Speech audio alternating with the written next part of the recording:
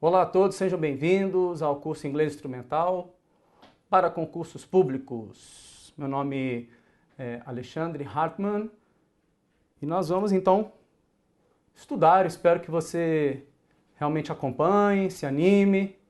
É um caminho importante que você tem a percorrer, principalmente nesse momento em que o inglês toma maior relevância no nosso país, já que faz parte da base comum curricular. Vamos olhar a primeira tela nossa aqui então, olha só. Gramática básica para concurso. Vou começar e vou ser bem objetivo com vocês, hein? Obviamente que você tem que conhecer a gramática da língua inglesa. Quanto? Eu já vi edital constando todo um índice de uma gramática de 1972, um absurdo. Quem é que vai estudar, por exemplo, 1000 páginas de uma gramática? Ninguém. Então eu já simplifiquei, já resumi para você aqui o que você tem que necessariamente saber. Tranquilo? Então vamos acompanhar aqui, ó. Primeiro item, tempos verbais. Você vai falar, poxa, tempos verbais? Sim, com certeza. Até porque os textos que aparecem em provas, eles são textos não literários, em geral, tá? Em geral são textos não literários. Sendo não literários, em geral, textos de periódicos, de revistas, de sites consagrados, confiáveis, como Economist, Newsweek, às vezes tem New York Times também. Por vezes, alguns textos especializados, de revistas especializadas, tranquilo? Então, tempo verbal tem que saber. Se é um texto não literário, você imagina então que você vai se deparar com um fato passado, implicações presentes e futuras, ok? Vamos continuar. Verbos modais. Bom, verbos modais são importantes. Nós vamos estudar o can, could, may, might, should, ought to, used to, ok? Todos esses verbos modais são importantes porque, diferentemente do português, em que nós falamos principalmente o verbo dever, deve chover, ela deve chegar mais tarde, você deve estudar, você deve trabalhar de um horário até o outro, que tem vários sentidos. No inglês não funciona bem assim. No inglês nós temos verbos para determinadas situações. Eu vou expressar possibilidade. Então, can, could, may, might. Eu vou expressar uma alta probabilidade. O verbo da conclusão lógica, o verbo must, ok? E por aí adiante, ok? Vamos continuar aqui. Verbos modais, então. Então, vozes verbais. Vozes verbais. Daquelas 3 vozes verbais, que nós temos, voz ativa, voz passiva e a reflexiva, o que nós realmente percebemos, verificamos em prova, são as vozes ativa e passiva. Qual a voz que predomina em texto? Voz ativa, ok? E por que você fala então de voz passiva? Então, vocês vão ver aqui em algumas questões o que ocorre. No texto, se predomina a voz ativa, por vezes eu posso ter na questão aquela mesma frase, agora em voz passiva, tranquilo? Então você tem que saber transposição de voz. Vamos adiante. Marcadores discursivos. Esse tema aqui, marcadores discursivos, para muita gente é uma incógnita. Quem já estuda inglês já ouviu falar no tal do discourse markers, os marcadores discursivos, como eu coloquei para vocês aqui. Mas em português não é algo a que nós estamos tão acostumados, Você fala assim, você estudou marcadores discursivos na escola? 99,9% das pessoas vão dizer, não estudei, não sei nem o que é isso. Tá? Então, marcadores discursivos são o quê? Preposições e conjunções, e tem também um grupo dos advérbios conjuntivos, que a gente vai ver isso com mais calma depois, tranquilo? Primeiro eu vou pincelar para você o que cai em gramática em concurso. Vamos continuar. Nós temos também os pronomes. Bom, os pronomes porque nós vamos falar de elementos de referência. Se eu uso um pronome, obviamente, para evitar a repetição do uso de um substantivo já utilizado, que será utilizado. Ok? Vamos adiante? Dito já sobre a gramática, os 5 tópicos gramaticais, quais são eles? Tempos verbais, verbos modais, vozes verbais, marcadores discursivos e pronomes, são tópicos que você tem que dominar, Passamos para o segundo ponto, como está no slide aqui, é como é que eu vou estudar. Eu estou dando um geral para vocês, gente, para que vocês se organizem quanto aos estudos, é muito importante. Não adianta você chegar, é muito comum, o aluno vai para a sala de aula, e no caso a nossa sala de aula é essa aqui, virtual, precisa de uma orientação de como estudar. Então eu estou fazendo isso com vocês agora, nesse primeiro momento, para você se organizar aí na sua casa, no seu local de trabalho, tranquilo? Então, como estudar? Bom, revisão da gramática. Revisão da gramática. Qual a gramática? Eu acabei de falar para vocês, aqueles 5 pontos que são importantes. Sempre cai em prova. Às vezes mais, às vezes menos, mas sempre cai. E eu digo aqui, ó, morfologia e semântica. Morfologia lembra o quê? Nos remete a quê? A estrutura de frase, né? Quando eu vejo uma frase em inglês, eu falo, isso aqui é um pronome, isso aqui é um verbo, isso é um adjetivo, isso é um advérbio, isso é um substantivo. Okay? Eu consigo dizer o que é cada peça dessa, qual a classe gramatical de cada uma. E por que isso é importante? Uma vez que você não vai escrever, não é verdade? É importante porque tem questões já que têm questionado justamente isso. O termo, que no texto, né, é um adjetivo, na questão ele fala assim, o termo na linha tal, que é um advérbio, pô, não é um advérbio, é um adjetivo, estou vendo o texto com adjetivo, tranquilo? Tem que saber morfologia, tem que dominar. Semântica. Bom, semântica, porque nós estamos falando de significação, né? Compreensão de texto nada mais é do que dar significado. Aquilo que você julga certo, né, equivale ao que está no texto. Lembra que eu estou usando a palavra equivalência, tá? Estou evitando aqui o termo igualdade, tá? Ainda que exista na lógica o princípio da igualdade, tá? Mas eu vou falar mais para vocês em equivalência, com vocês em equivalência. Então, semântica é outro assunto importante e você vai trabalhar na prática, tranquilo? Dica de como é que vocês vão estudar. Olha o segundo item aqui, ó, provas anteriores. Ó, gente, isso aqui é muito importante. É muito importante dizer para vocês que vocês têm que fazer exatamente isso aqui. Olha só. 2 cópias de cada o quê? Prova anterior. Pensa comigo. As provas hoje, elas são mais elaboradas do que provas de 10 anos. Né? De 10 anos atrás. Tranquilo? Por quê? Porque antigamente você não tinha conteúdo, né, para apresentar para o aluno anterior, para a pessoa falar assim, eu vou estudar isso aqui, algo mais tangível. Né? Hoje em dia você tem provas anteriores, você tem conteúdos anteriores que foram se acumulando e se tornaram o quê? Um material de estudo para você hoje. Né? Então você tem que começar com provas anteriores para se preparar para provas futuras. Isso é muito importante dizer. E quais provas anteriores? As mais antigas. As mais antigas, sim, é um treino. Principalmente em inglês, quando eu falei para vocês aqui semântica, né, você vai acumulando palavras, os verbetes, as palavras, à medida que você vai estudando das provas mais antigas para as provas mais recentes.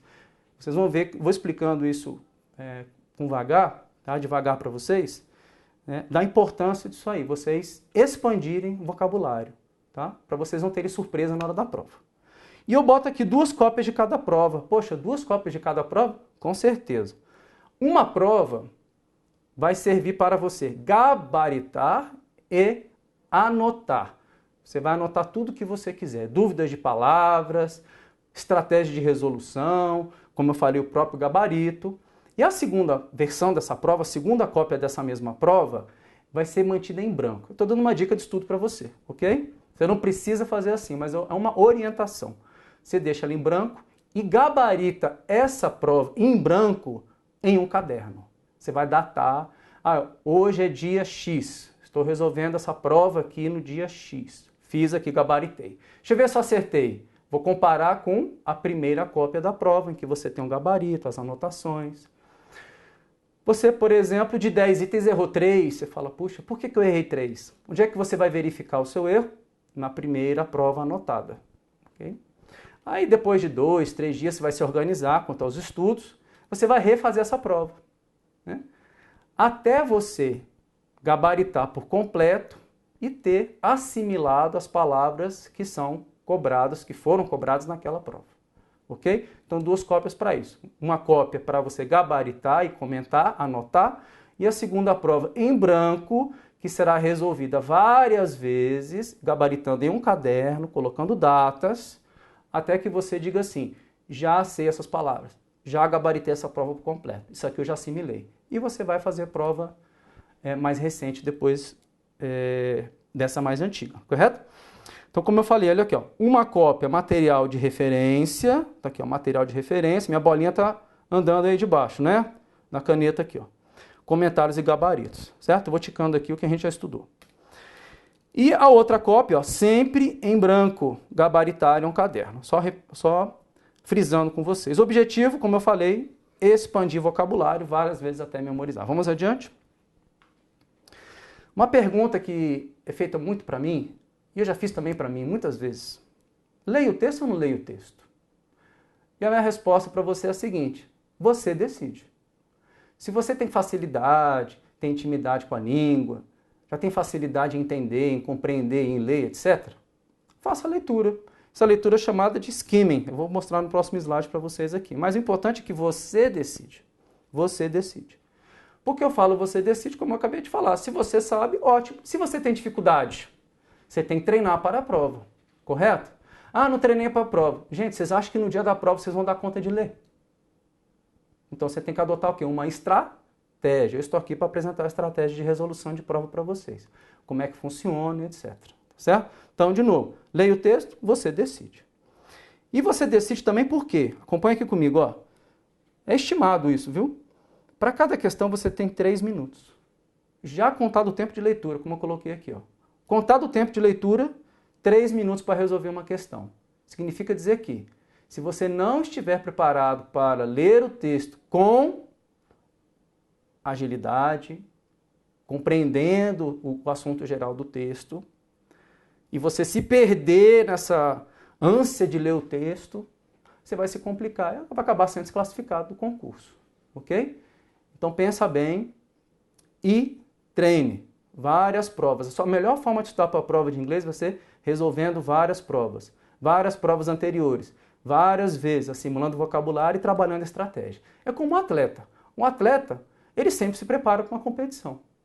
Ele é atleta há 10 anos, vai competir daqui a um mês, ele vai se preparar. Correto? E você vai fazer a mesma coisa. Vamos dar sequência aqui. Como eu falei, gente, vocês precisam de uma estratégia. A palavra estratégia é extremamente importante. Eu já falo sobre estratégia há muito tempo, ok?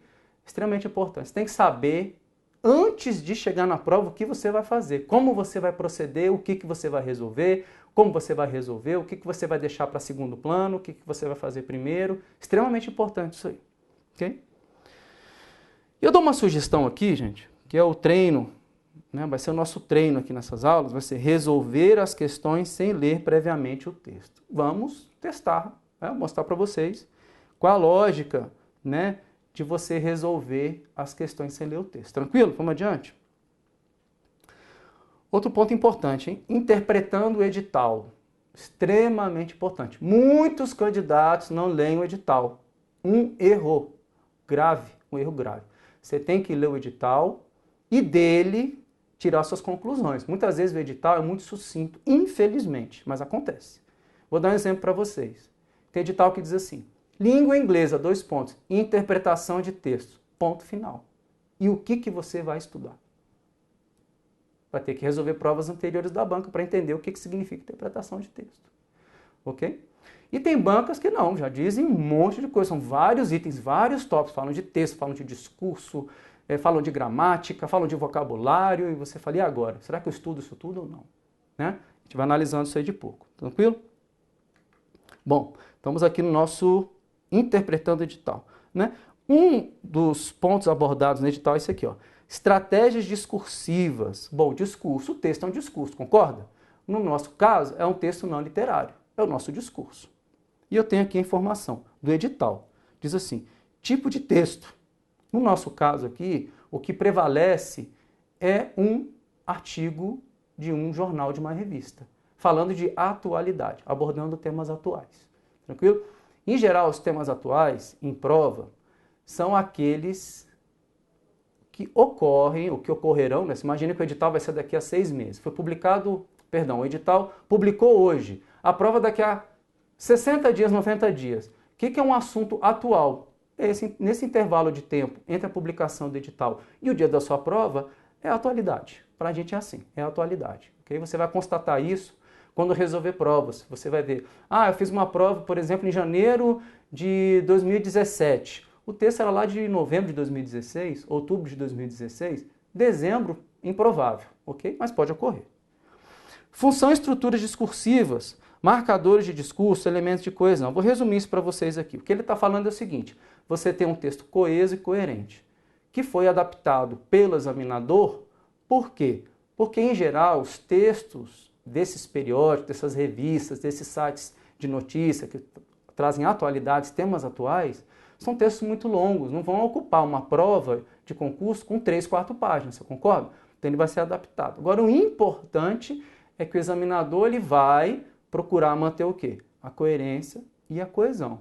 E não vai mexer, né, no tema geral, a tese daquele texto. Tem que ser preservado, para que tenha sentido para você que vai resolver, ok? Então, linhas gerais é isso. Marcador discursivo, tem conjunções, preposições, tem aqueles elementos que relacionam bem, que vão expressar exemplos, né? Você vai poder dar exemplos, tais como, em inglês vai ser such as. Você tem therefore, que é portanto, consequência, conclusão, resultado. Você tem because, você tem due to, você tem owing to, etc, etc. A gente vai estudar tudo isso aqui. Vamos continuar. Aspectos gramaticais. Aspectos gramaticais. Aí você vai falar assim, professor, você falou no primeiro slide, você falou sobre 5 tópicos gramaticais. Verdade? Verdade? Aí você pergunta para mim, por que eu tenho estudo aqui agora? Olha só, acompanha comigo. Uso de artigos definidos e indefinidos. Conhecimento dos tempos e modos verbais. Opa, temos alguma coisa aqui, ó. Tempos, modos verbais estão ligados ali também aos nossos tempos, não é verdade? O que vai prevalecer na prova de inglês, você vai ver que vai ser o modo indicativo. Uso de preposições, eu falei ali, os marcadores discursivos, né? Preposições são elementos de coesão. Conjunções, outro elemento de coesão. Pronomes, bom, referenciação, você tem a questão da referência, o pronome se referindo a um termo, ok? Modais, são os verbos modais. Opa, isso aqui eu já falei então, hein? Vou sublinhar aqui, só para a gente eliminando. Concordância nominal e verbal, não tem preocupação com isso aqui, né? Em geral, tá, gente? Em geral não tem essa preocupação. A banca perguntar para você assim, marque um item em que há correta concordância nominal e verbal.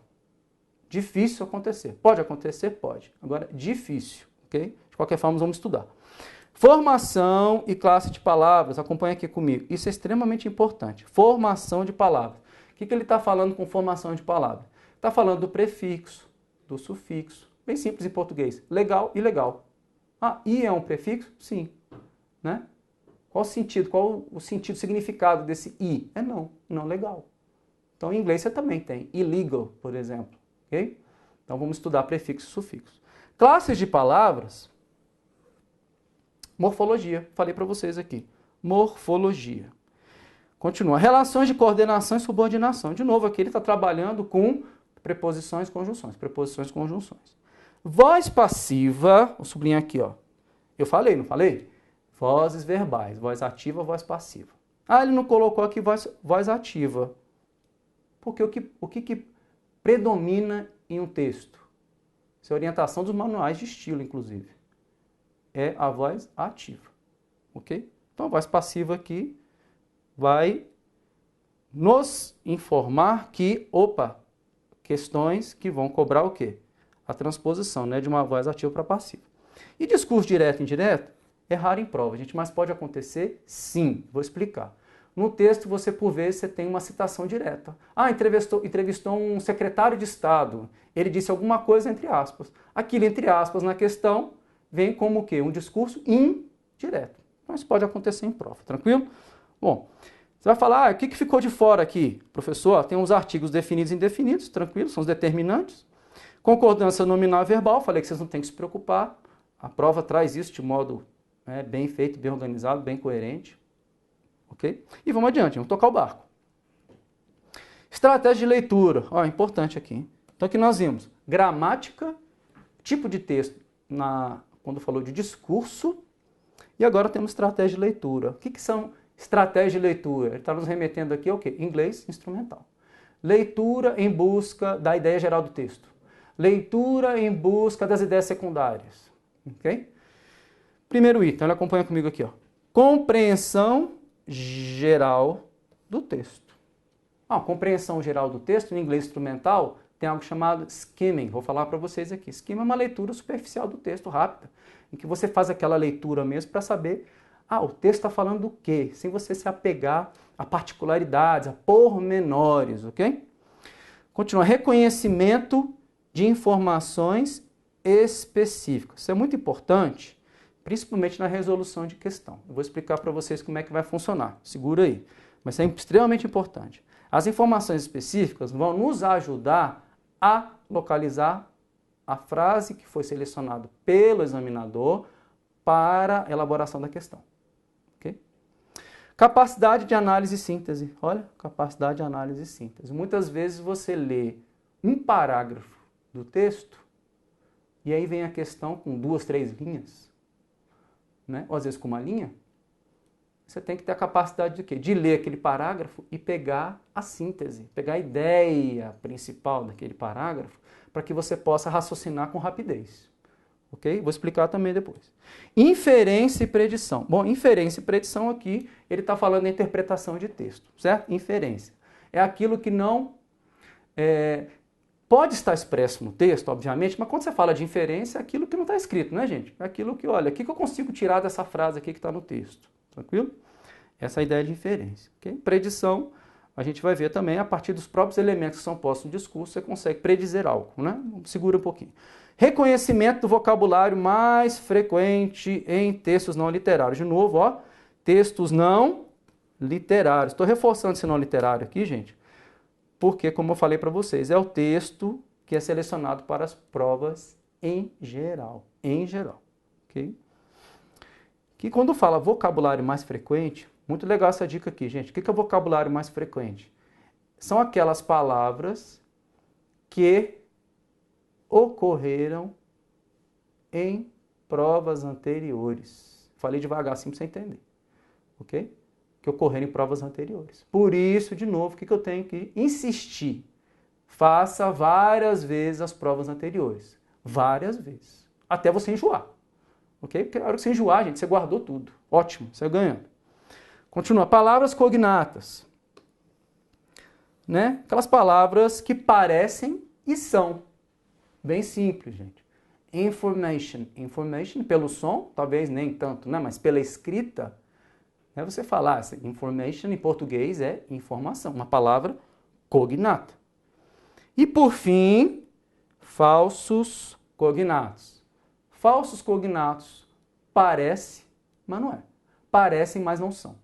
Parecem alguma coisa em português, mas não são aquilo em português. Okay? Eles não têm aquele sentido em português. Um exemplo que cai em prova, esse aqui, ó. Eventually. Eventually assemelha-se a quê? Eventualmente. Só que não é eventualmente. Eventually é finalmente. Óbvio, então, que isso aqui é um falso cognato. Vamos estudar isso aí. Tranquilo? Bora adiante. Um pouquinho de paciência, hein? Que eu estou explicando para vocês o edital. Vai fazer todo sentido para você na hora de estudar.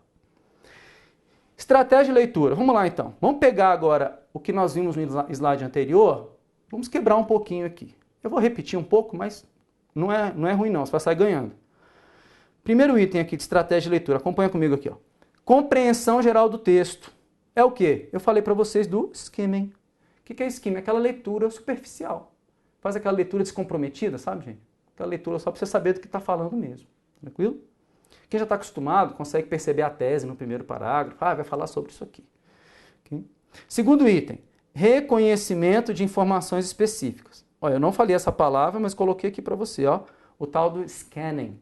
Mas eu disse para vocês que os termos específicos, as palavras específicas, vão nos auxiliar a localizar a frase que foi selecionada pelo examinador para a elaboração da questão. É extremamente importante. Então, escanear o texto em busca do quê? Na informação específica. Extremamente importante. Capacidade de análise e síntese. Já como falei para vocês. Né? Eu li, compreendi e eu tenho capacidade de sintetizar. Ok? Vai me auxiliar na hora de relacionar o que está no texto ao que está na questão. Inferência e predição, também comentei com vocês, interpretação. Então veja, ó, skimming, leitura, saber do que está falando.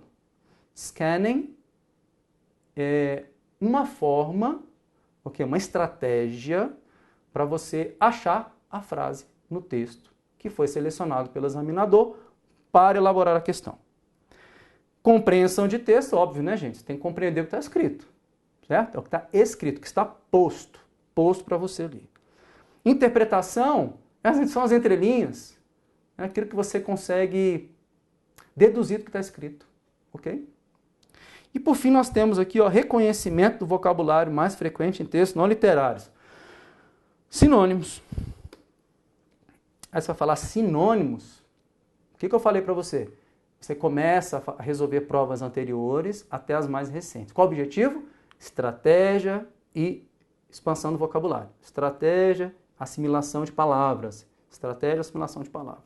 Então, obviamente, se você vai assimilando palavras, você vai percebendo também o quê? Ué, eu tenho uma palavra, por exemplo, raise,